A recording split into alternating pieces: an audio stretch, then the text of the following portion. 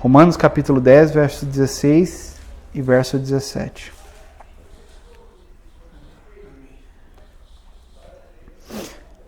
Amém? Vamos ler então. Mas nem todos obedecem ao Evangelho, pois Isaías diz: Senhor, quem creu na nossa pregação? De sorte que a fé é pelo ouvir, e o ouvir pela palavra de Deus. Vamos orar.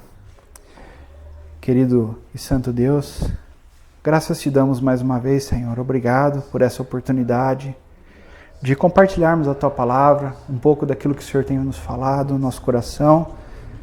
Obrigado por falar conosco, Senhor, por não nos deixar no engano, não nos deixar por nós mesmos, Senhor. Nós cremos que o Teu Espírito tem falado, tem orientado a Tua igreja em dias tão difíceis, Senhor. Muito obrigado, Pai. Confessamos a nossa incapacidade de falarmos e de ouvirmos o Teu Evangelho, Senhor, mas contamos com a graça que vem do Teu trono para nos habilitar, para abrir os nossos ouvidos, para recebermos aquilo que o Senhor quer nos falar. Muito obrigado, Pai. Te pedimos, fala conosco nessa hora, Pai. Fala que os Teus servos ouvem.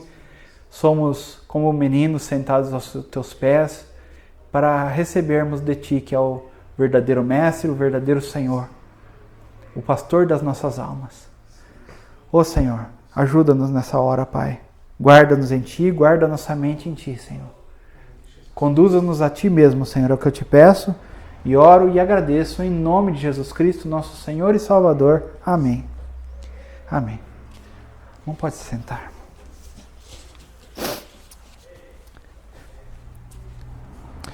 De sorte que a fé vem pelo ouvir e ouvir a palavra de Deus. Glória a Deus. Glória a Deus. Glória a Deus. Hoje nós vamos falar um pouquinho sobre fé, Fábio. Fé. E não vai ser... Hoje nós não vamos usar aquele capítulo 11 de Hebreus, que é maravilhoso, né? Vamos ver em outra passagem bíblica também maravilhosa, né? Um episódio que aconteceu no ministério de Jesus, que nos ensina, que tem tanto para nos ensinar sobre a fé, aquela fé que se achega ao Filho de Deus, mas a fé também que persevera. A fé que persevera.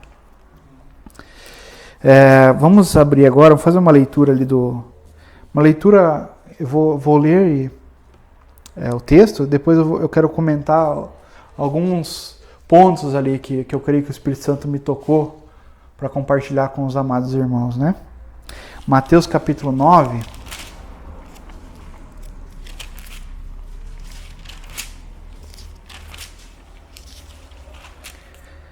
Mateus capítulo 9, nós vamos ler do verso 17 ao 29. E depois nós vamos comentar alguns pontos ali. Mateus 9, 17 a 29.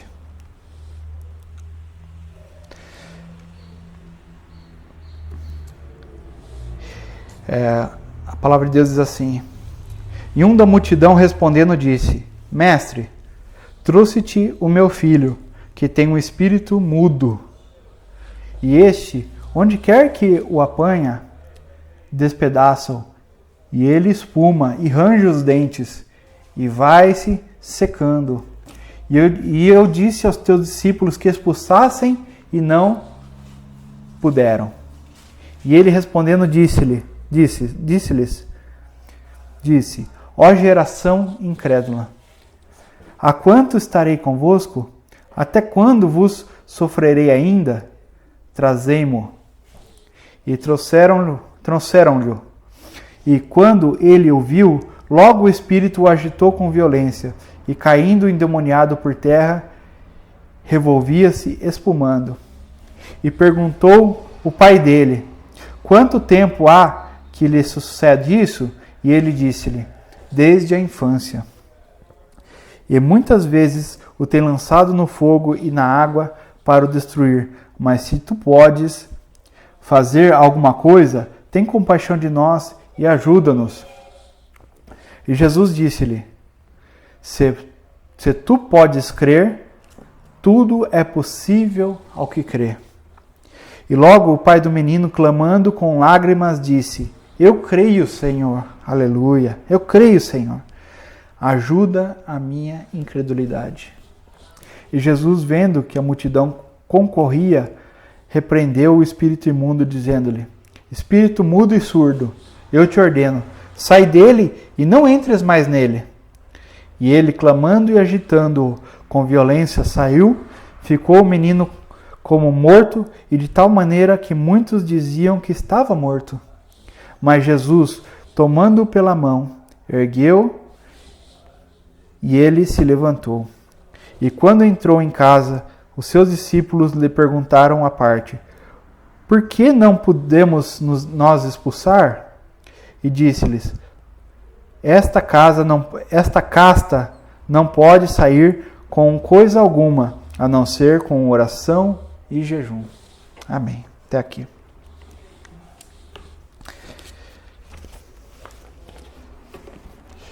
É uma história muito, muito interessante, né?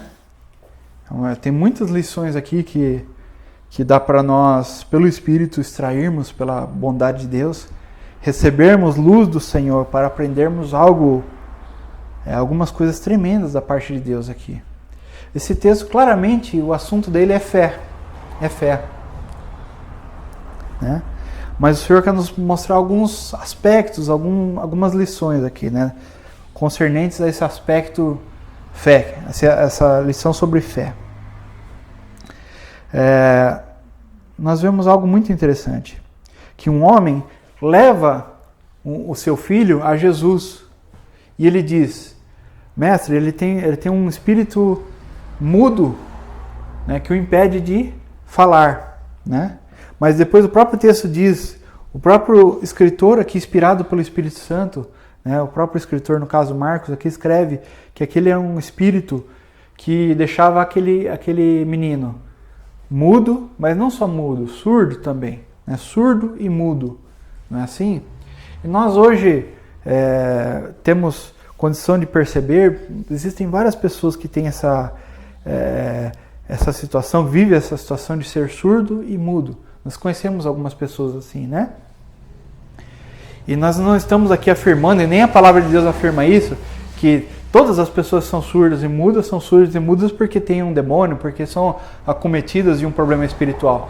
Mas nesse caso específico desse texto, sim, o assunto ali era uma libertação, era a necessidade de uma libertação espiritual, né? E aquele espírito especificamente gerava este problema naquele menino, surdo e mudo. E não só isso, aquele espírito queria jogar o menino na água para afogá-lo, ou o menino no fogo para queimá-lo, o tempo todo tentando matar, né? O inimigo vem para matar, roubar e destruir.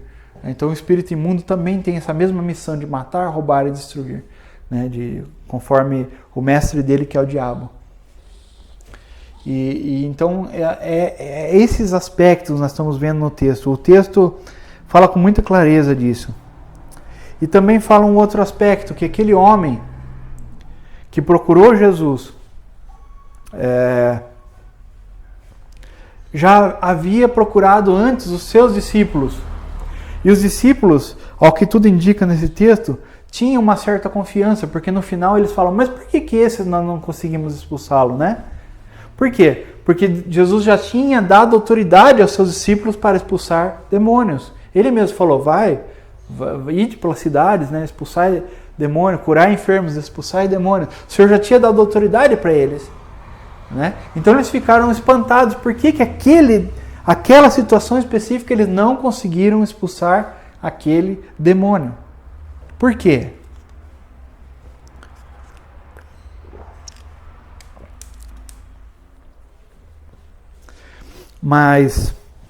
E Jesus os repreende, os chama a atenção. E fala que aquela geração é incrédula. Jesus diz assim no verso 19: E respondendo lhes disse: Ó geração incrédula, até quando estarei convosco? Até quando vos sofrerei ainda? Ou seja, até quando eu vou suportar tanta incredulidade? E ele não estava falando do pai do menino.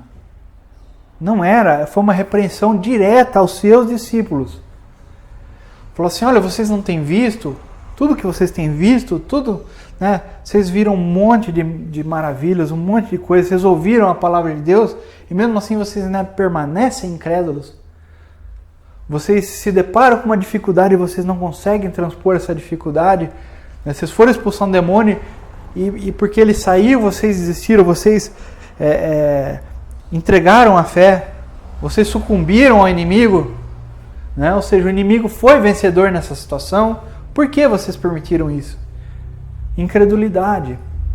Então Jesus, olha só, Jesus faz o trabalho como se fosse um médico. Ele é o médico dos médicos, glória a Deus. Quando você chega no médico, quando você vai consultar o médico, você fala assim, olha doutor, eu te procurei porque eu estou me sentindo mal e tal, eu realmente não estou bem, eu preciso de uma ajuda. Aí o médico fala assim, o que você está sentindo? Aí você fala assim, olha, estou sentindo uma dor de cabeça forte, um mal-estar, isso, aquilo, e você começa a descrever os sintomas. Aí o médico pergunta assim, você tem um histórico de dor de cabeça? Né? Não é assim? Muito tempo você já sente dores ou aconteceu agora? Como é que é isso? E é o que Jesus faz aqui. Ele pergunta para o pai, fala assim, olha, quanto tempo ele já tem isso?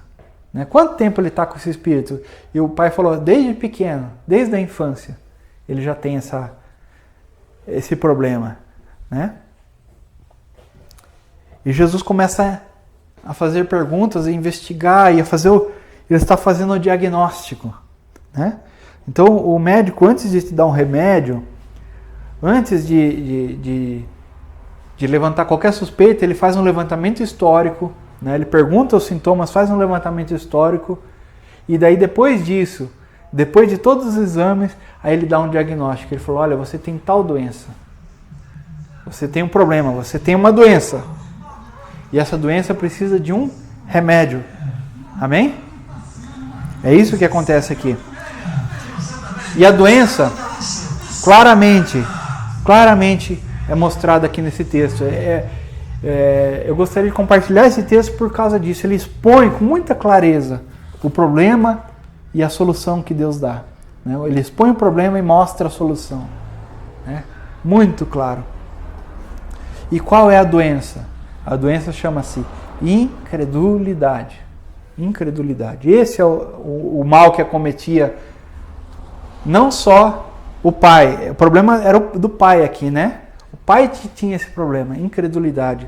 Mas não somente o pai, também, e ele percebeu que os seus discípulos também tinham o mesmo problema. O mesmo problema. O mesmo problema.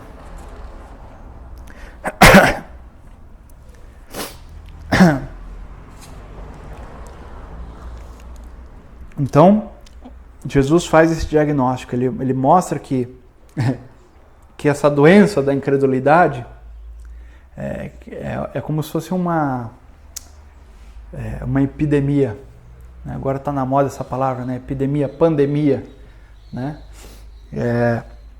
A palavra de Deus nos ensina que muito pior que uma epidemia, que uma pandemia, de qualquer doença que o homem pode ser acometido, é a incredulidade. Incredulidade pode ser uma epidemia, né? Ela pode passar. E ali no caso, quem tinha sido contaminado com a epidemia eram os próprios discípulos de Jesus.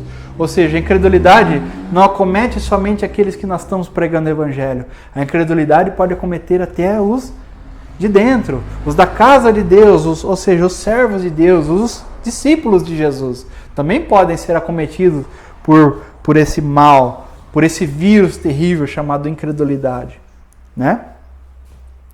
Então nós já vemos uma lição aí terrível de que a doença,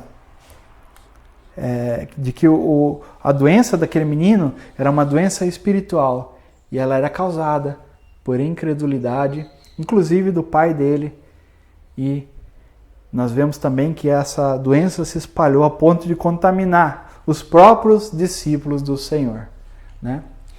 Eles é que deveriam, vamos dizer, entre aspas, né, com muitas aspas mesmo, eles é que deveriam contaminar aquele homem e aquele menino com o poder de Deus, com o evangelho, né, com a salvação, com a libertação que vem do Senhor, né?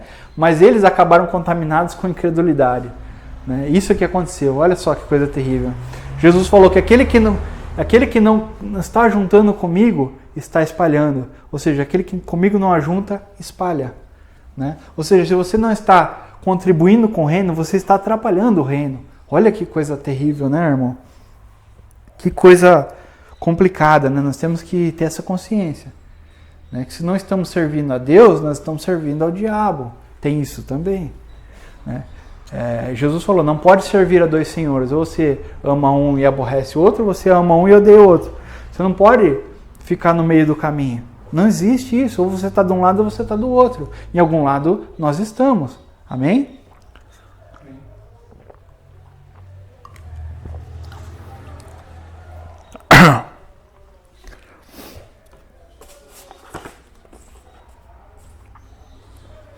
Então, Jesus, diante de todo esse quadro, ele diagnostica a doença, incredulidade.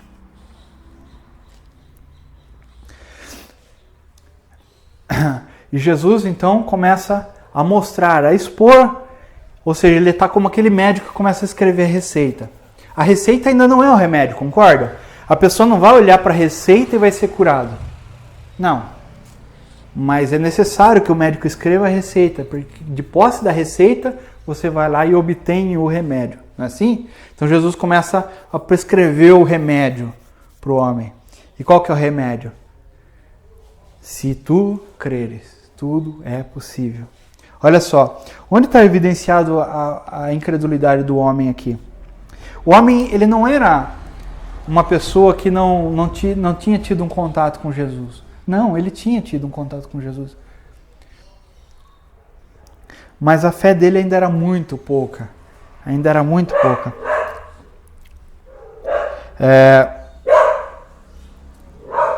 Olha só o que ele fala aqui no verso 22.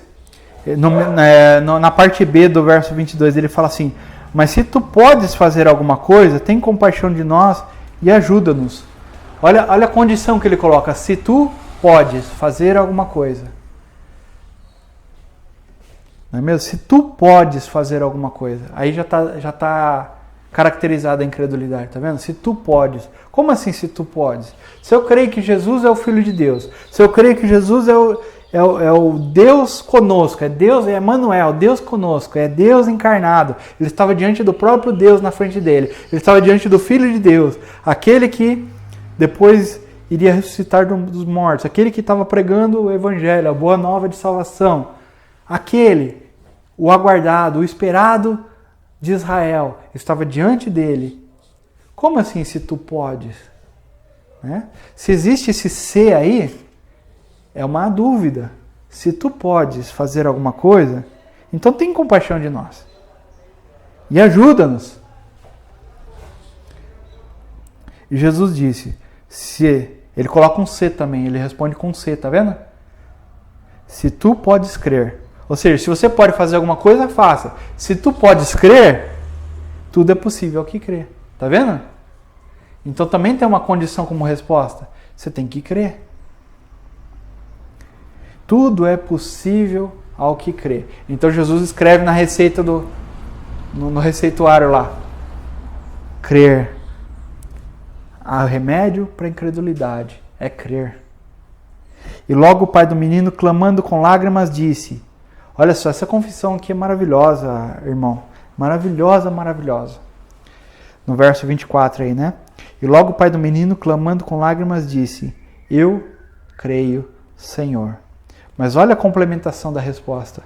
Ajuda a minha incredulidade. Que resposta linda. Eu creio que uma das respostas mais sinceras da Bíblia. Uma das mais sinceras.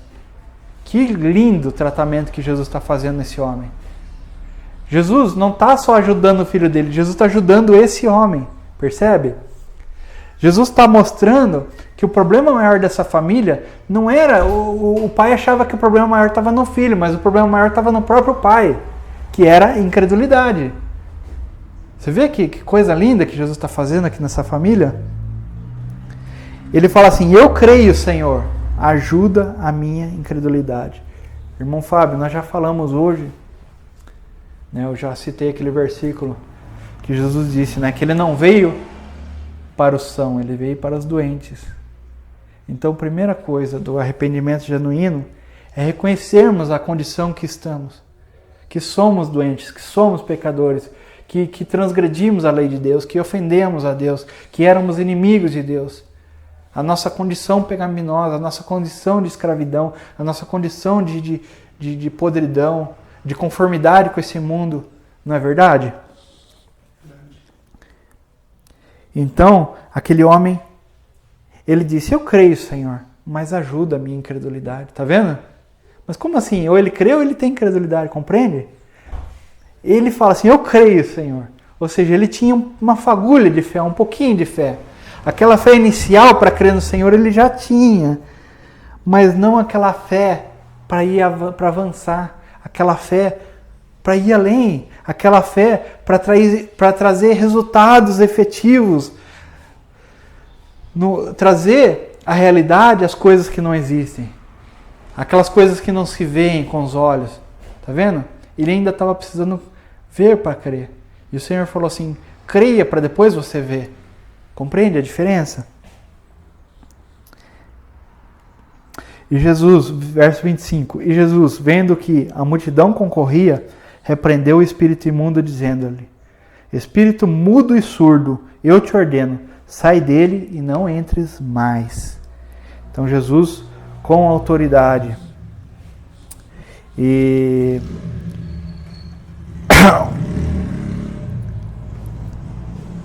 então Jesus, com autoridade, expulsa aquele demônio e fala, não voltes mais.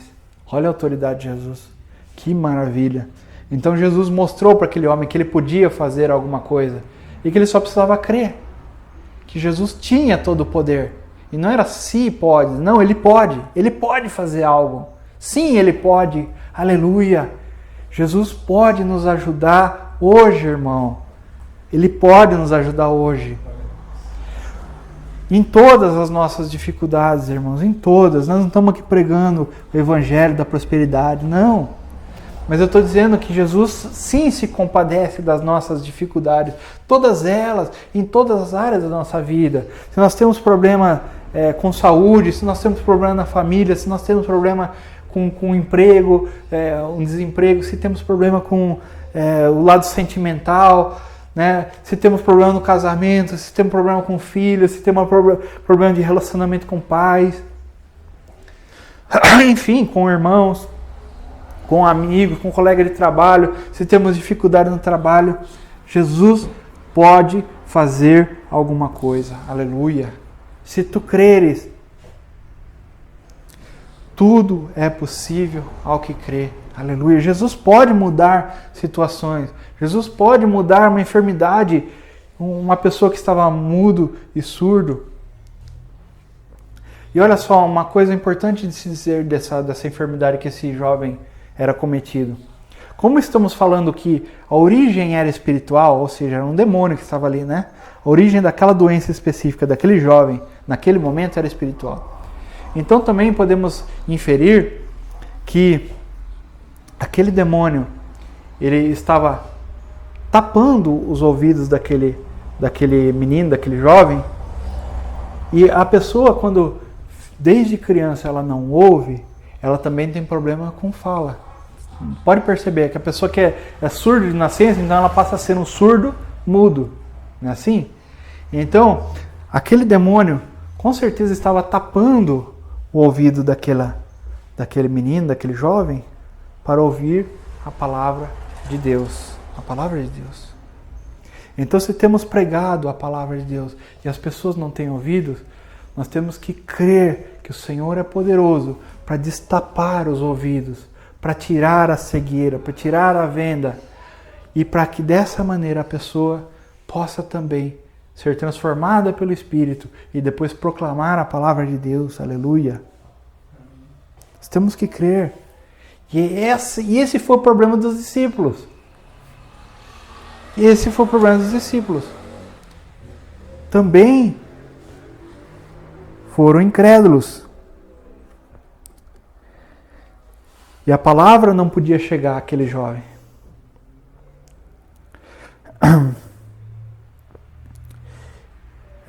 26. E ele, clamando e agitando-se com violência, saiu e ficou o menino como morto, de tal maneira que muitos diziam que estava morto. Irmão Fábio, é necessário morrer. É necessário. Quando nos encontramos com o Senhor, nós experimentamos a morte no batismo. Amém? Não é assim que fala a palavra? Que nós fomos conformados com Ele na morte pelo batismo. É claro, eu não estou dizendo que esse jovem foi batizado aqui nesse momento, mas esse texto nos traz a lembrança dessa passagem da morte no batismo, né? Ou seja, quando temos um encontro real com Jesus e Jesus nos liberta, então afasta o inimigo, repreende o inimigo. Então nós temos o ouvido aberto para ouvir a palavra de Deus. E a fé vem pelo ouvir e ouvir a palavra de Deus, como nós lemos no início dessa pregação. Então, dessa maneira, nós experimentamos em Cristo, experimentamos a morte, para levantarmos e vivermos uma nova vida, onde o inimigo não pode mais nos aprisionar. O Senhor fala assim: não entres mais nesse jovem, nesse menino. Não, você não tem mais autoridade sobre ele. Tira a autoridade do inimigo sobre a vida daquele jovem. Ou seja, liberta aquele jovem. E o 27, mas Jesus, tomando-o pela mão, ergueu e o levantou. Ou seja, da mesma maneira que nós morremos no batismo, o Senhor nos dá a mão e nos tira da água e nos traz para a vida dele. Aleluia. E o levantou. Olha que passagem linda, né? O Senhor ele estava como morto, mas o Senhor o toma pela mão e puxa, e o ergue. E o levanta.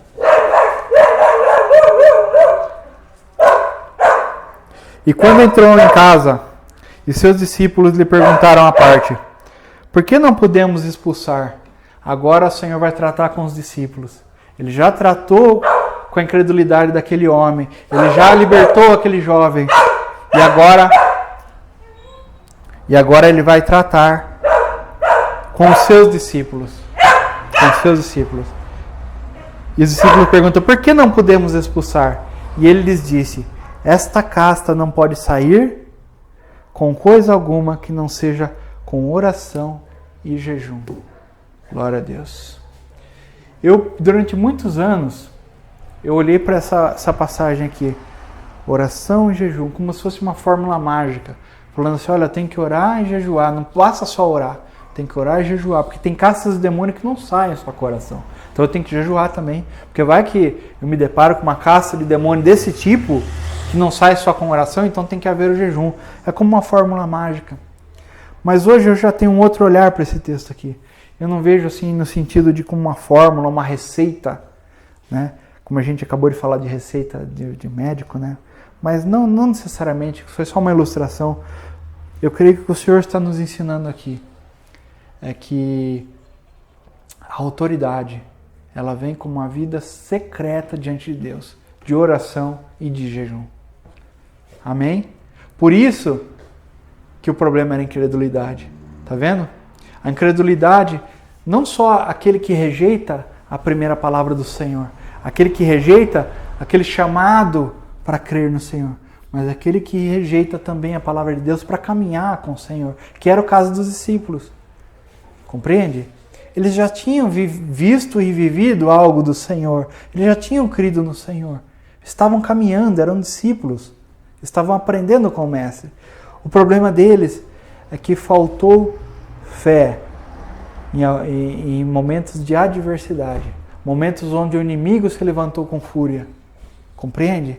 Então, para isso, para ter autoridade no Senhor, é necessário uma vida secreta com o Senhor, porque tanto a oração quanto o jejum são coisas secretas do cristão. Não que o cristão não pode orar em grupo na reunião da igreja, claro que pode, não tem problema. Mas essa oração que ele fala aqui é uma oração no sentido oração escondida, oração que você faz no seu momento com Deus, no seu devocional com Deus.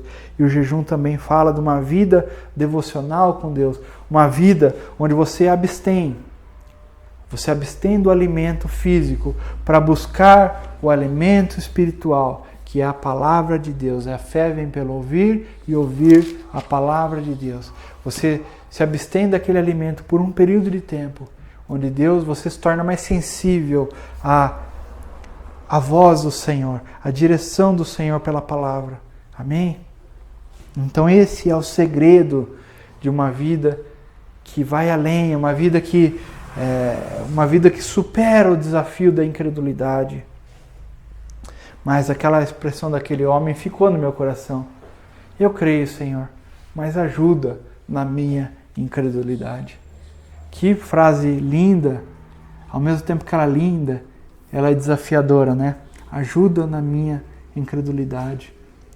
E essa frase bateu no meu coração, porque nós cremos que temos fé no Senhor, mas tem momentos na vida onde parece que falta fé, não é verdade, Fábio? Tem momentos que a gente dá aquela vacilada, aquela oscilada em nosso humor. Eu creio, mas, Senhor, tem o coronavírus. Eu creio, Senhor, mas olha só, Senhor, eu não consigo sair na rua porque... Eu creio, Senhor, mas olha o que aconteceu comigo. Eu creio, Senhor, mas alguém da minha família está doente. Sempre tem esse mais, né? Eu creio mais. Entende? Ainda que você não fale isso na oração, às vezes a gente não tem nem coragem de falar isso na oração, mas no fundo do nosso coração a gente sente assim, esse mais, né? Eu creio, Senhor, mas me ajuda na incredulidade. E eu digo, à luz desse texto que nós olhamos, eu creio que o Espírito Santo aqui está dizendo isso para nós essa manhã. Jesus pode fazer alguma coisa. Se tu podes fazer alguma coisa, então me ajuda. E o Senhor responde, se tu creres, tudo é possível ao que crê. Jesus já nos deu o que nós precisamos. Ele já nos habilitou para irmos além. Ele nos deu o seu Espírito. O Pai nos deu o Filho e o Filho derramou o Espírito. Então nós temos tudo já para irmos além. Já temos tudo, irmãos. Tudo já nos foi dado. Ele nos deu tudo, como nós lemos hoje em Romanos, né? O Pai nos deu tudo, nos deu o Filho. Como Ele não nos dará as outras coisas? Né? Ele já nos deu tudo. O que o Pai vai reter? O que Ele vai segurar? O que Ele vai falar? Não, eu dei isso, mas isso aqui eu não vou dar, não. Não, Ele já entregou tudo. Jesus, quando recebemos Jesus, já veio o pacote completo. É tudo, irmão. É fé, é esperança, é amor, é perseverança, é alegria no Espírito, é paz. Tudo, é o pacote completo. A vida de Deus é completa. Não veio em partes, não veio faltando. Amém? Glória a Deus. Então nós podemos viver a nova vida em Cristo Jesus. Glória a Deus. Aleluia. Até aqui, irmão. Essa é a palavra de hoje. Glória a Deus.